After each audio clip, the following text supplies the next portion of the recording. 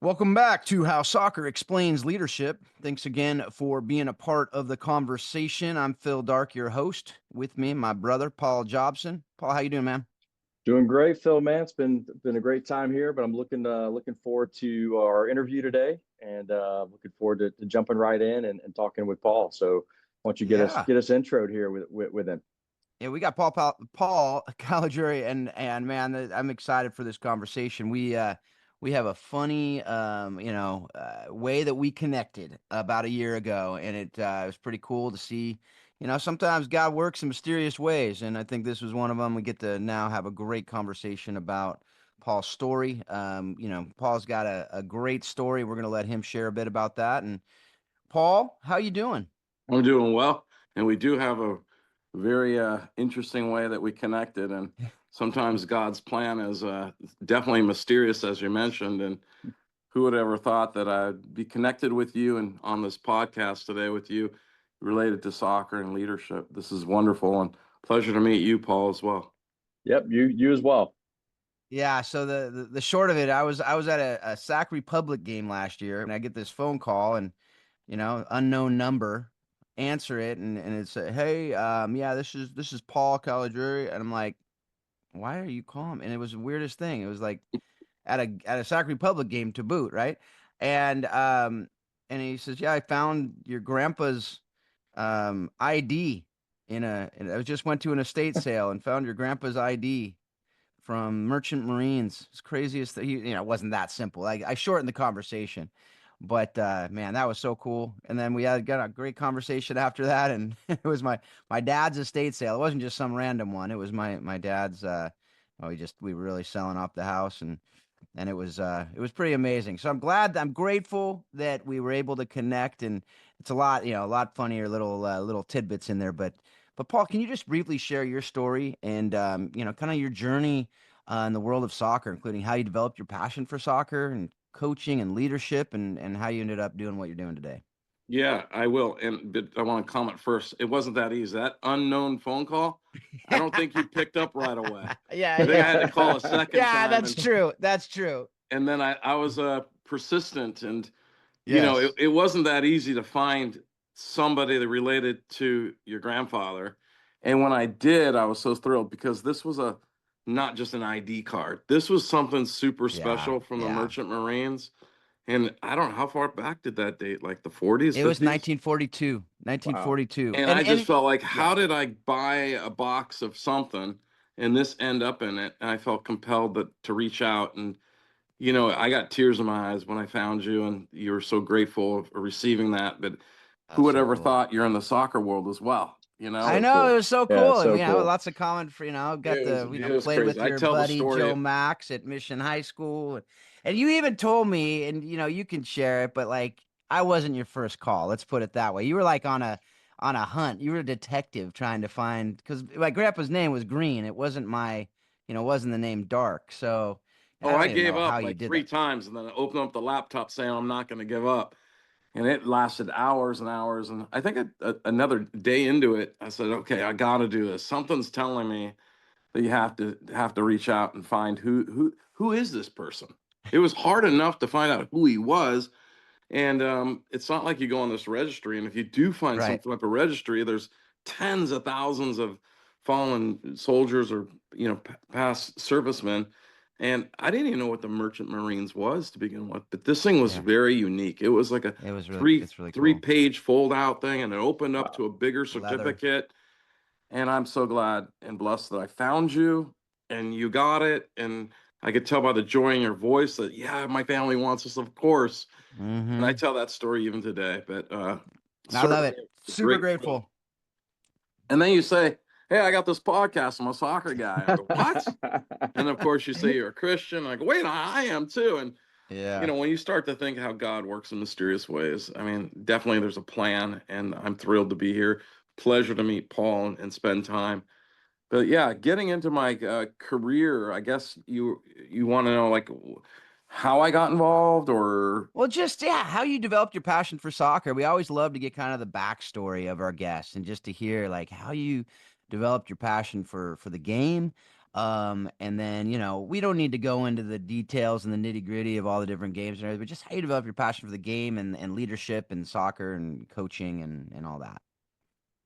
It's like a lot of young players, probably most that dream of becoming a pro or playing. I didn't necessarily grow up with a family that was a soccer background in soccer. Um, I actually joined soccer when I was 7 years old because a neighborhood friend came running back to the neighborhood telling my brother and I how he signed up for soccer. The word soccer, that was the first introduction. Jamie Morrison, if he's out there. And he kept telling us about, I'm joining soccer. I'm joining soccer. That night at dinner, my brother and I were tag teaming my dad, saying, hey, Dad, we want to join soccer. We want to join soccer. We want to join soccer. And we left the dinner table. Basically, he'll think about it. And the very next day, after his work, we went down to the local grocery store. And outside the grocery store, they had the sign-up table. And we signed up. And my brother, who's older than me, we were always super competitive, racing to the bus stop or racing here, always challenging and stuff, whatever we do. Day one of soccer practice, because this was an age bracket where you could play 7 and 8-year-olds together. So my brother and I could be on the same team. And, the coach said, hey, make a one line here and make a line. So because him and my brother and I, every day we raced to the bus stop, we naturally raced to the front of the line. I raced fast as I could to get the front line, and I was the first player in front of the line. And I just thought to myself, like, my brother can't kick me out of the front spot. He can't say he beat me because there's coaches and adults right there monitoring the situation. And Coach Len Myers was my coach. And the name of the team was the Mustangs. And it was AYSO, American Youth Soccer Organization. And he asked me, he went about 10, 15 yards away, and he goes, okay, first player on the line, dribble to me and dribble back. And I stood there and was so embarrassed because I didn't know what he meant.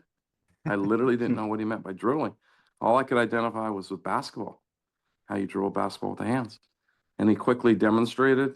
Once he demonstrated, I just felt like soccer was my thing right from the minute one. Once I took that first dribble, first touches with the ball, and I was able to hone in on my skills, get better, kicking the ball at home and with my brother and playing out front in the backyard.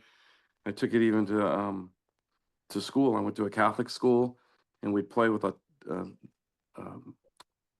a water polo ball on the basketball courts because we didn't really, no one ever really played soccer, and we just figured out ways to continue playing. And I think that's really what set me apart was the fact that I always played with the ball outside, not just at organized soccer practices. And I took it to the schools and was creative of what type of games you could play. Sometimes you had later in life, it became like the fourth graders against the fifth graders, and you used the whole football field. Or sometimes it was just one-on-ones or two-on-twos in the front yard, backyard, just kicking a ball against a curb or against a garage door, whatever it may be. It was those type of activities that allowed me to have joy and literally to feed my passion for the game, and then of course get better and better on my skills that take on to higher levels down the road. Yeah, I love when you're talking about developing the passion for the game. And, obviously for those who, unless your head's in the sand, you obviously played for the national team and going up, but I love that you didn't even mention that part of it, right? It goes back to the passion of the game developing with your brother, kicking a ball around. And I think a lot of the people listening, you're a little bit older than me, and we've established Paul's way younger than all of us, but he's not that much younger.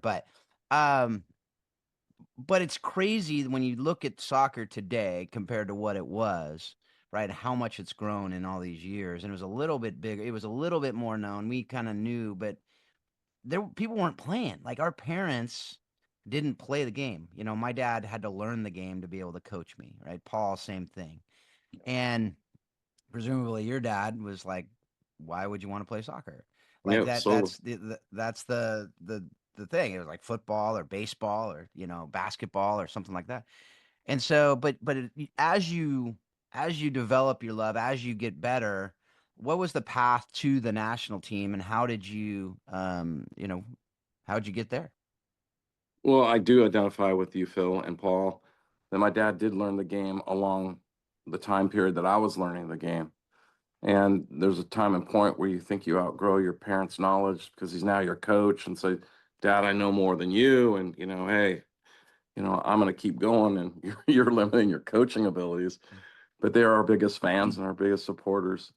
And, I did start the conversation about my passion for the game, of how I got the passion for the game, because ultimately I am playing in a World Cup and I do have butterflies in the locker room. Um, you have this sense of being nervous, or what's it going to be like playing in a World Cup in the United States against Brazil with 80,000 fans. And it just creeps up onto you. You don't know when it's going to happen. It happens. You have to know how to control it. And how it relates to my childhood, I brought it back to my childhood. I literally went into the shower area. Now I'm fully clothed, I have my gear on, ready to go out and play the game. But I went into the quiet spot, which was the shower, and I just thought to myself, like, why are you here? Why do you want to play this game? And what brought you here? And I just thought, like, it's your passion. You loved it as a kid and you love it today. And it calmed me. It literally calmed me. So your passion never ends, for the game. Today, I'm a coach, I'm a fan, I support the game, and I still have that passion, but I just don't get nervous anymore, right? Because we really don't need to. But it's been a thrill to be part of a higher level and to play in World Cups and carry on. So I think that was the one ingredient that I always had is, everyone has a passion and they say, oh, I love soccer, or maybe I want to be a pro player. I want to play in college. I want to play national team. And we have this dream. So you have this passion and you have this dream. So I would say you have to feed your passion in order to fuel that desire. So you have the passion and then this desire and of course the dream. And if you don't fuel your passion and you don't give it the feed and the sources it needs, um, you can't fuel your desire, and it takes a lot of hard work, teamwork, effort. It takes studying the game. It takes a lot of energy out of you. And, it's a basic scenario for people that are listening is like, if you're really hungry, what do? We have to eat. If you're super tired, we have to sleep. And when you look at desire, it's the same thing. Your passion is kind of a living source.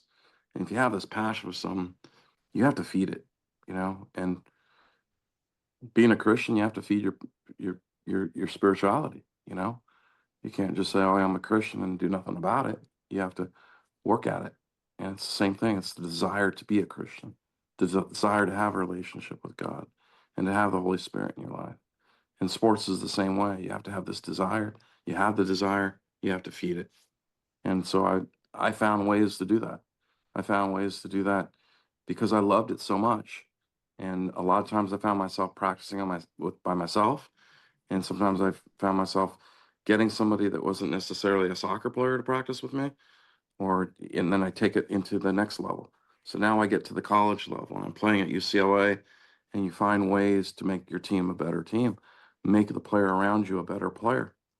And it never stops in terms of how do you fuel that desire? Because on a team, you have the desire to win the national championship. So the desire becomes greater than just yourself. But backing up a little bit, I have a very unique story of how I became seen or recognized, identified, and how I made my road to the national team. And it, quite frankly, starts a little bit earlier because I was very fortunate. I played AYSO soccer for 3 years. And I kid you not, the first year I played, I used to ask my dad to stay an extra 10, 15 minutes after my game, because not all the time, only when these two teams played. There was the Mustangs, the Blue Devils, and the Bombers. Okay. These were the three teams that were undefeated, right? And every week you'd have what we had called the Highlander. And in our Diamond Bar Highlander newspaper, it would show who scored goals. And because I was a goal scoring machine, this other guy named Mike Brocky would score goals. He played for the Blue Devils. And Jeff Radicek, he played for the Bombers. And I wanted to find out who these guys were. So I asked my dad to stay. I'm 7 years old, studying the game, studying players. And this is organic. This is not someone coach says, hey, you need to go watch, Champions League, Inter Milan, play PSG this weekend, and look for these bullet points, the substitution patterns, or the tactical. No, this was just a kid wanting to know who the other star player was for the competing team. And then I'd prepare.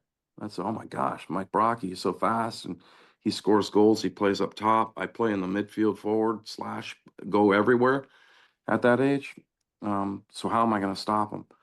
So now I'm thinking like, okay, if I can't get back and mark him when he gets the ball, I need help. I need someone that plays in the defense. I need to prepare my goalkeeper in case he gets a shot because I don't want to lose that game. And then Jeff Radicek played for the Bombers, so finesse, so style. I could go man to man with him, and I had to learn what not allowed him to do. So you have this organic way of a kid just really enjoying the sport, looking for every way to get the advantage or to study the game. And then Jeff Radicek's dad, ultimately, after 3 years of playing AYSO, forms this all-star team out of that AYSO area. And he literally walked up to me after the game, introduced himself, and I knew who he was. I knew he was the coach, and his son's, to me, was the best player in the league. I mean, I was like, wow, I want to do what he does, but even better. Like he could hit the ball both feet, great passing, great shooting.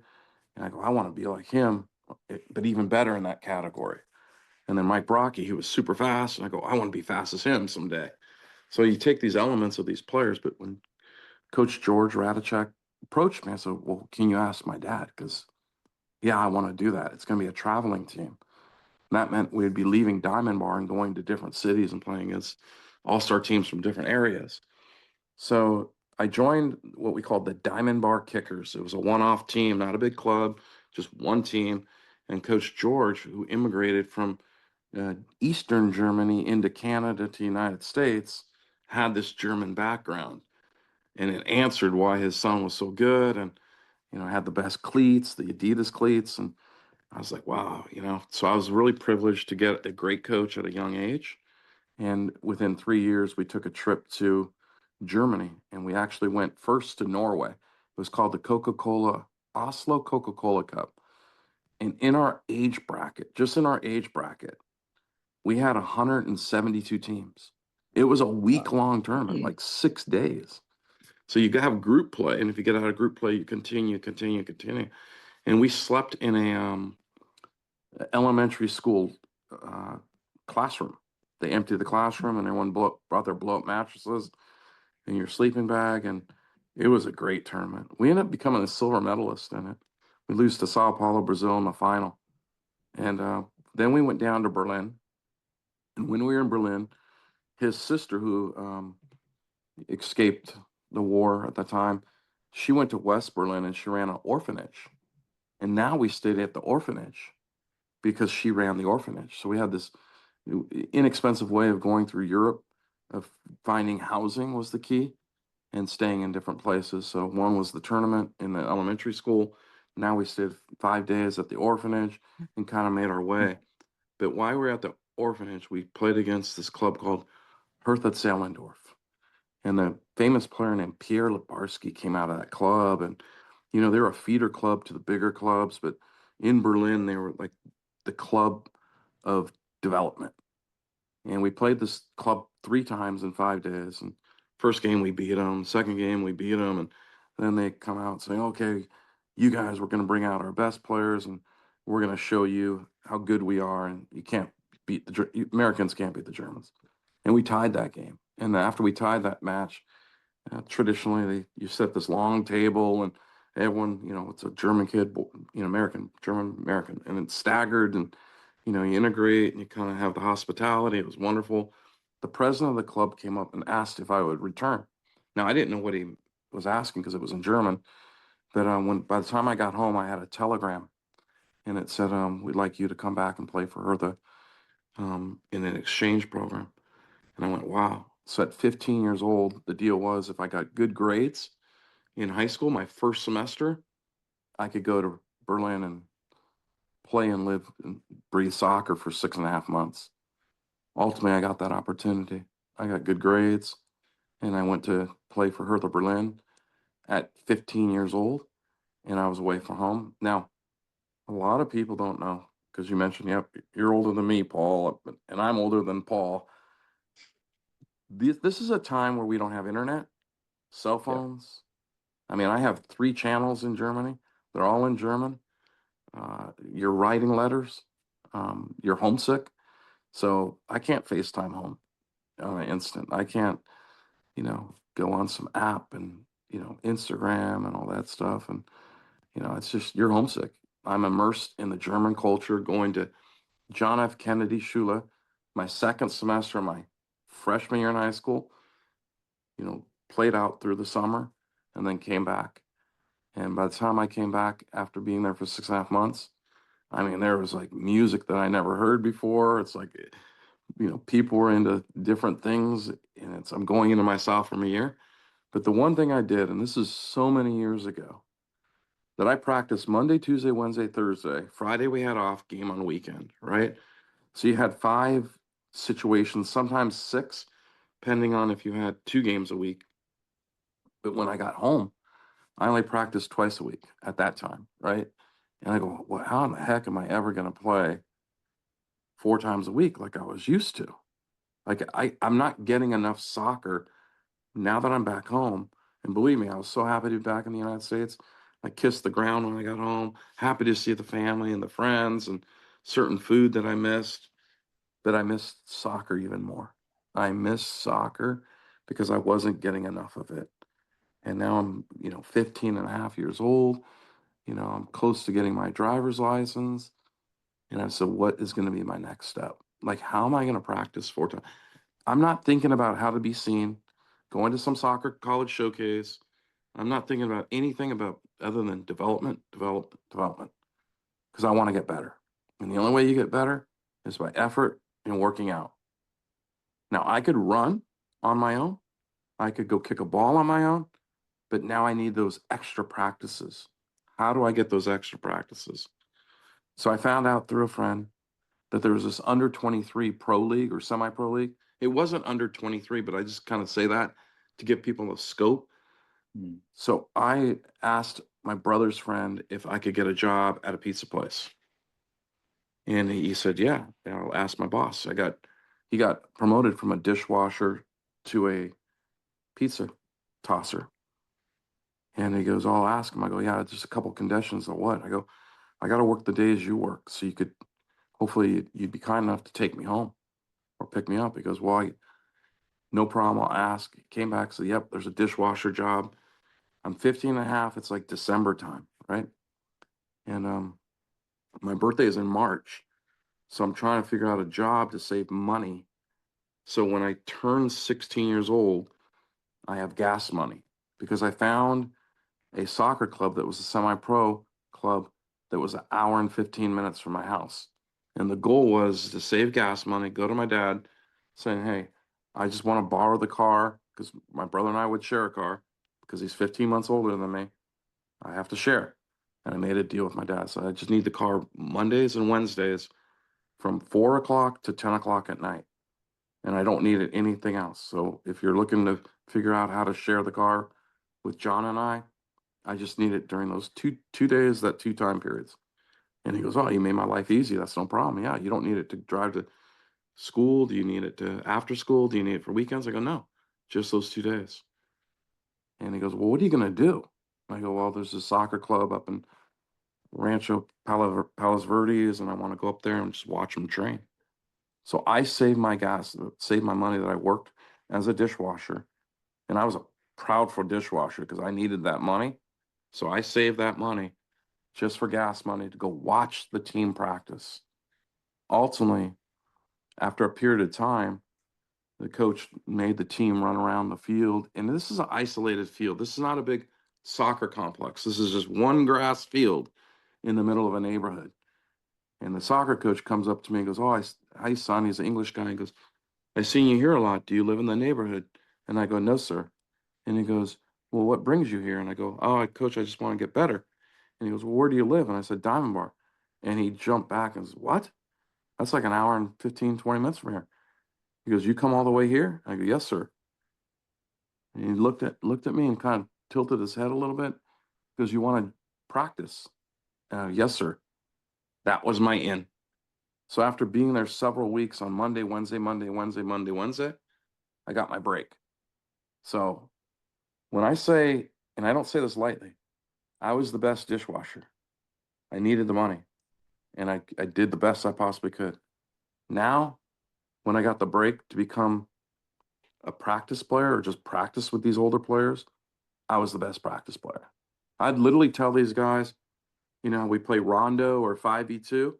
I'd say, I want to be the only guy in the middle, just keep the circle tight. And guess what? If the ball goes out of the circle, I'll go get it, come back, and I want to stay in the middle.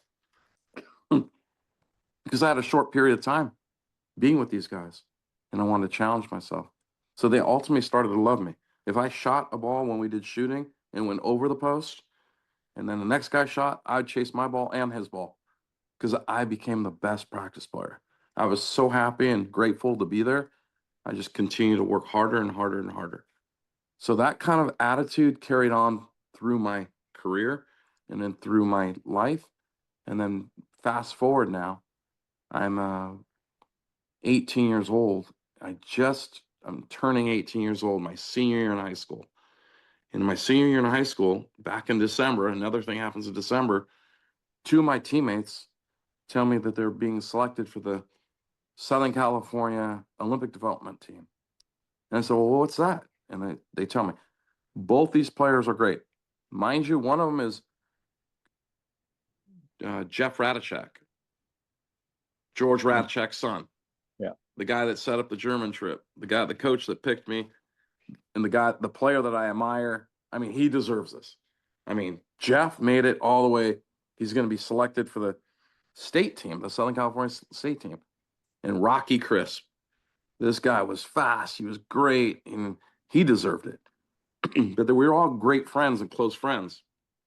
And I asked Rocky one day, I go, "When is that tryout?" He goes, "It's not a tryout. They picked 36 players, and they're going to take 18 from the 36. That's how they're going to do it." And I go, "Well, when is it? Where is it?" He said, "Cal State Fullerton. It starts at 9 o'clock on such and such date." I wrote it down, put it on my mirror in my room, and looked at it every day. A week before the event, I asked Rocky, I go, "Hey, well, how'd that event go?" Probably shouldn't have done that because I knew it, according to my records, it hadn't come up yet. And he says, "Oh, no, it's next Saturday." I go, "Okay." So next Saturday comes, check-in's 8 o'clock. I'm there at 7:30. I'm the first kid there. Uninvited player, not supposed to be there. Here I am, showing up at Cal State Fullerton, literally watching, the volunteer women set up the easy ups. I race out of my car, ask them if I could help them set up the easy ups, and then it comes to the big question. I'm here to sign in. I want to be the first one. And why do I want to be the first one? I want to be the first one to avoid any embarrassment, humiliation, but also to kind of hide from Rocky and Jeff. If they see me there, they're going to say, "What are you doing here?" And it kind of blow my opportunity. So I literally walk in, and they go through the list and say, "Oh, Paul Caligiuri, you're not on this list." And I give them my ID, which I just turned 18, like a couple weeks before that. As I just turned 18, if there's a waiver form, I could fill out the waiver form or sign it. And if you don't mind, I'd like to go up and ask the coaches on the soccer field. And they said, "Oh, no problem, honey. Here, sign." Done. Go back to my car, scope out Rocky, Jeff, watch them sign in, watch them go up to the field. Then there's my opportunity. So I go up to the field, and I'm in this pack of 36 players. 36 players. There's 6 goalkeepers, and then there's 30 field players. So there's going to be 3 teams of 12. So 11, they're going to play 11v11, 11v11 plus an extra goalkeeper. Okay. And out of that 36 players, they're picking 18 for the state team. And there's 3 coaches standing there, one with blue bibs, one with yellow, one with red. And they start naming off players. Okay, Jeff, you grab a yellow, Rocky, grab a blue, and on and on and on. And I'm thinking to myself, I'm going to be the last player standing. What am I going to say? What am I going to do? And I'm literally like praying on it in my head, like over and over and over, like, what am I going to do? What am I going to do? And I was always taught by my parents, like, whatever you do, say the truth. No matter how hard it is, tell the truth. I'm like, okay. I'm getting ready to say the truth. All of a sudden, a coach in the middle, he gets stuck with his roster. And he goes, I need a defender, like under his breath a little bit. And he's kind of flipping through the papers. And I jump out of the crowd and said, Coach, I could play defender. I'm 18 years old. 18, have not played 1 minute, not 1 second ever at defender. I was a goal scoring forward machine, sometimes playing the outside player. Every once in a while, I get them placed in the center mid, but primarily I'm a forward, a striker. And I'm going, he goes, oh, great. Grab a red. I get halfway to the red. He asks the golden question, what's your name? And I stood there and go, okay, my name is Paul Caligiuri. He flips through and says, how do you spell it? With a K, a C? And I spell it out. He goes, I don't see your name on the roster. Remember, I have to tell the truth now, right? So I said, Coach, my name is Paul Caligiuri. I wasn't on the roster when I checked in. I signed the waiver form. I'm 18 and I'm good to go. And I felt like my face was melting. I was embarrassed.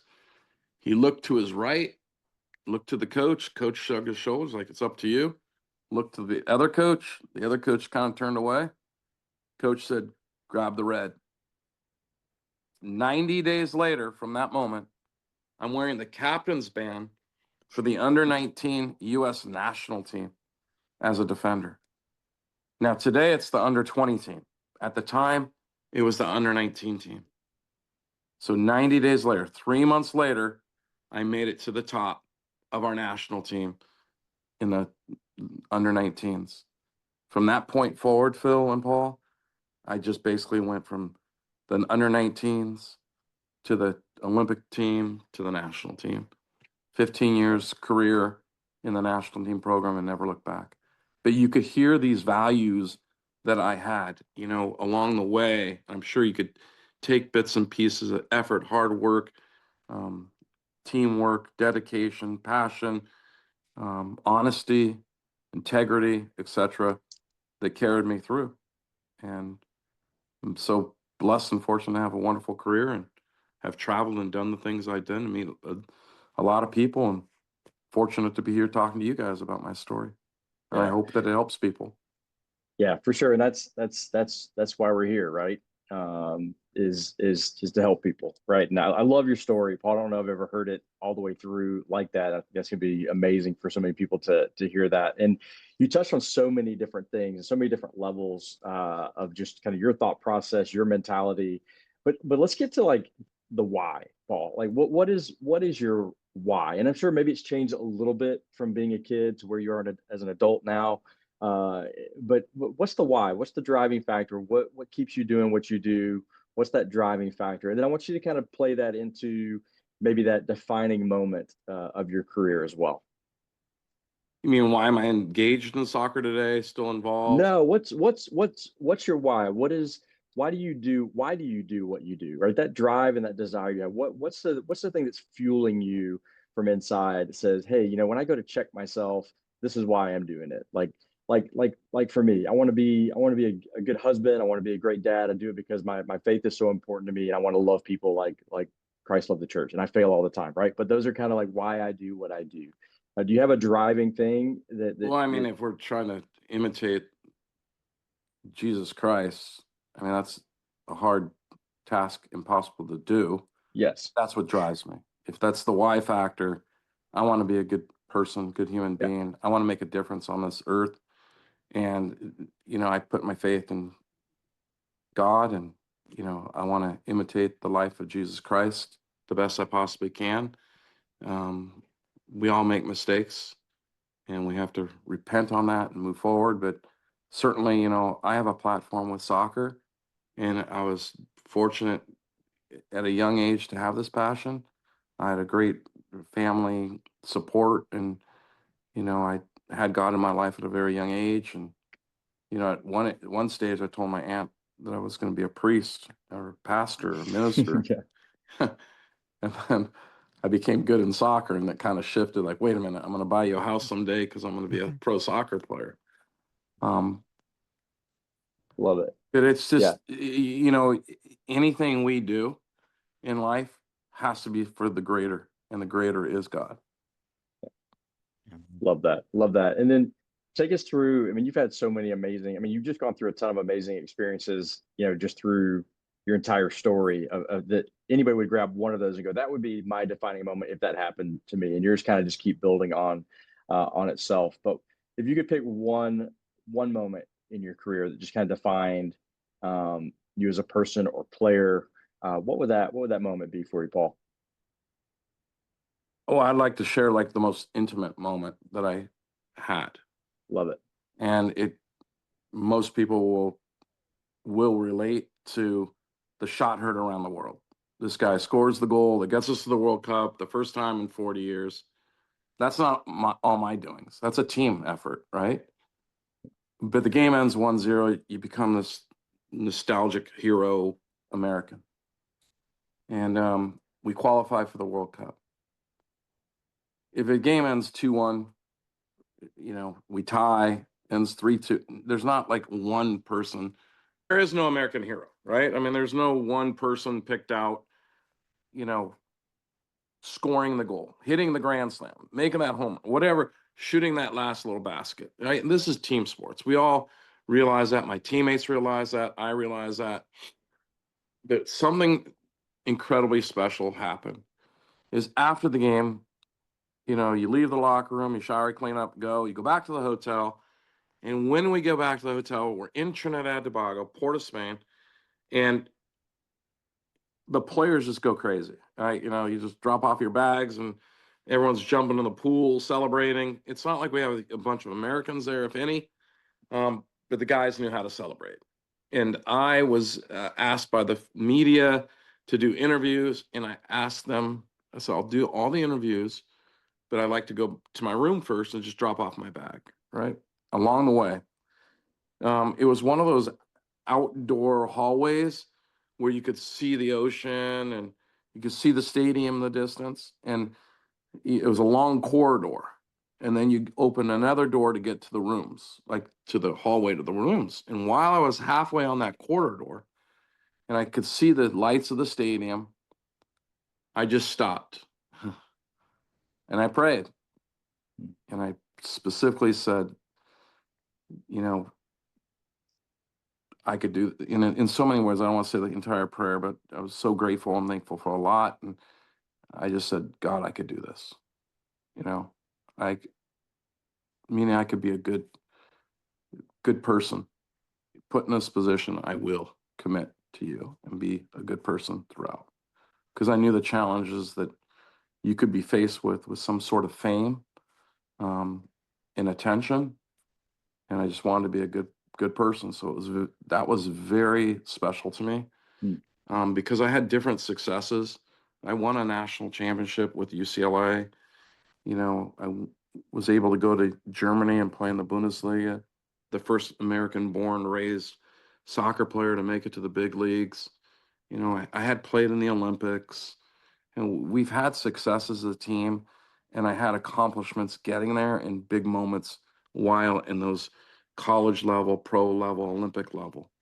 But this was different because now I knew that somebody would be isolated into this moment of how many people tried this before me, how many national teams do we have before that, how many people work behind the scenes, how many players give everything they got while they're on the field, the team sport, the effort. And now we solidified the World Cup to come here in '94 based on that victory.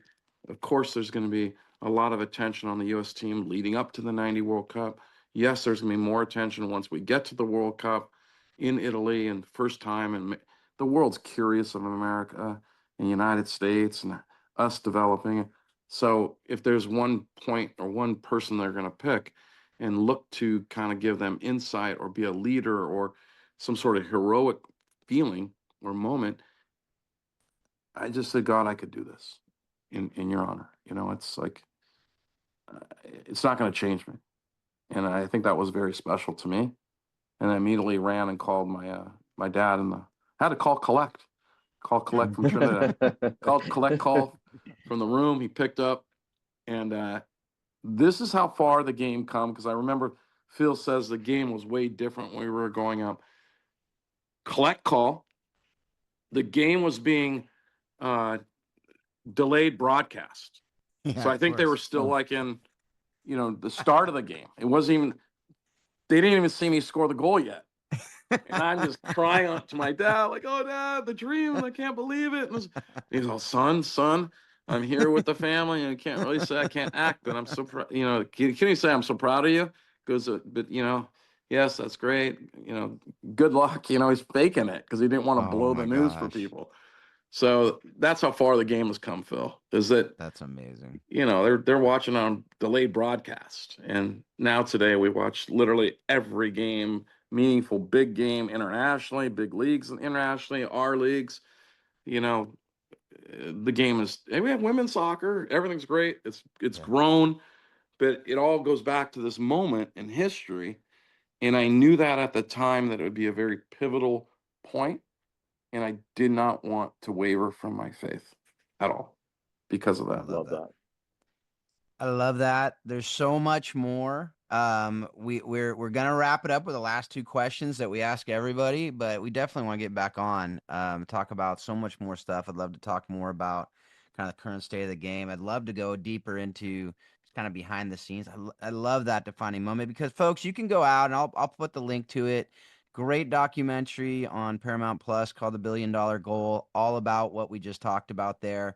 It doesn't go into the collect call. That's bonus, folks. That's only That's cool. here. Exclusive coverage, probably not exclusive, but No. that was really cool. But super cool, but great documentary on that. There's also, I don't think it was part of that. I think it was a different documentary, but it shows kind of the background. I'd love to get you back on to talk about Germany, and especially when you were 15, behind the Iron Curtain, like crazy stuff. You know, and to be able to talk through a lot of that, because I know you learned a lot of stuff through those things. So we'll get you back on to talk about all those things, hopefully in the future. But we have a couple questions we ask all of our guests, and so I'd love to hear your thoughts on this. The first one is, how have you used the lessons you've learned directly from the game of soccer in your parenting and other important relationships in your life? Well, there's so many lessons in life, but I think the one thing is, you know, as sometimes in life you have to give up something to get something. These are key things. Make everyone around you a better person. So in soccer, it's like when you're rising to the top, and I think for most people, it's like, what if you're Messi? What if you're Ronaldo? What if you're Michael Jordan? Not everyone around you is as good as you. It's obvious, right? And along my way, I had to learn how to make people around me better, right? And I think that is the biggest thing in life, is that we have the ability as Christians to make people better, you know, and to really be strong. But you have dedication, hard work, effort. I mean, there's so many variables that go into what soccer could do and team sports do and help people mold their lives. But certainly, you know, working with others is difficult. It's not always easy, no matter what job you're in, no matter what profession you're in. And we all come from different walks of life, backgrounds, personalities, characteristics, strengths, weaknesses, whatever it may be. But at the end of the day, we're all people and we're all children of God. And, you know, that's what we're here for, is to make others better and show them and give them the best we have. And ultimately, it's to do your best to become the best in life. Love it. Love it. And then, Paul, kind of the last question we ask really everybody, just kind of a fun one. What have you watched, read, or listened to that's most impacted your thinking on how soccer explains life and leadership? Oh gosh, there's so much fun stuff now on the internet. Every day I get something. That's why we like to end it. There's so much fun and funny stuff out there. But I like literally watching documentaries on players, where they grew up, how they molded and became who they are. There's not necessarily one specific that comes to mind. Also, I think it's very important to listen to coaches, because we look at the big time coaches these days that coach some of the best teams in the world, the Real Madrids of the world, the Bayern Munichs, the Barcelonas, the PSGs, the Inter Milan, and these coaches have to manage players. They're not teaching them skills or sometimes positioning and tactical things, but it's managing personalities. It's manage the players. And when I say manage it, they want one thing. They want to make that player the best they possibly can be. And so it takes a lot of effort in terms of psychological and mental strength and mental empowerment, confidence. So I love watching a lot of these documentaries. That's probably the best thing I'd like to watch. It's awesome. Yeah. We love watching those documentaries in my home too. My 14-year-old, in fact, he's like, Dad, there's a Vinny documentary now, I was like, he goes, can we watch it? I'm like, yeah, let me screen the first 30 minutes of it first, but we'll you never know. Yeah, right. But yeah, we watched the Pulisic one. That was fantastic. There's some really good stuff out There's a there. lot of common threads with players. It's Yeah. the extra work, the hard work, the extra effort. Modric was a good one. How he kicked the ball against the wall back and forth during wartime. I mean, it's just the extra effort, the passion. I said it earlier, feed your passion, which is going to fuel your desire. And it seems so easy of a statement, but it's so complex. And the easiest way to do that, if I can encourage anybody, is if you have an interest in something and you want to thrive in it, you want to get better and better and better, be creative. Be creative to find that fuel, in whatever you do. If you're an artist, maybe you want to draw and doodle. If you're a soccer player, go kick the ball, teach yourself new games and fun, whatever it may be. I'm not a gamer, so I can't give really tips on that. So yeah, my you son guys were is, great. trying to I get love me this there, interview. too. Well, I'm glad. We'll Yeah, it's like I been said, great, we'll get man. you back. We'll get you back. We'll get part 2 of I'm this. interested in talking more about you guys and your background and things you guys do, because you guys are doing wonderful work out there, and I'm really grateful to be on your show. Appreciate it's that, been Paul. It's awesome. always great to have folks like you to share your story and give us some insights into, what life was like growing up. And we see pictures, we see celebrations, but to get to the heart of who people are, I think is extremely important. And I think it teaches us more. That teaches us way more than the goals and all of that. It's just way the heart more of who people are. So Absolutely. truly value you and who you are, and have really appreciated you being on here. Like Phil said, man, we'll, as we wrap this up here today, appreciate you being on, and we'll definitely do this again and dive deeper into things. That sounds great, Yeah. Paul. I appreciate your comments. Yeah, Absolutely. The only issue is you gave me a little PTSD when you talked about Diamond Bar, because the Diamond Bar Hawks were our rival growing up when I was on the Mission Viejo Starfighters. And Starfighters. Oh yeah, we were the Starfighter from the last Starfighter back in 80 whatever it was. We had all kinds of great names back then too. That's what we miss today too. But then Diamond Bar High School beat us in the quarterfinals of CIF back in the day. So, it was just like evoked visceral, just emotion. So, but I got over it and I was able to finish the interview. So we're good. No problem. Mission Viejo produced a lot of great soccer players. Yeah. But Diamond Bar, we have Alex Morgan too. So Oh yeah. Okay. maybe we should have like we could have a reunion game against each other, We right? should. You bring your alums, I bring my alums, and let's roll.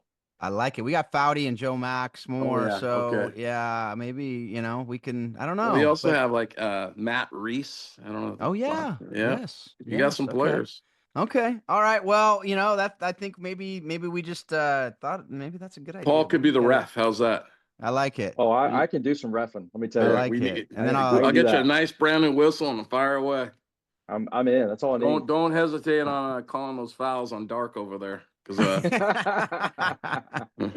You obviously have heard something about the way I play. So, all right, folks. Well, we could keep going, and we will. We'll have a part 2 of this.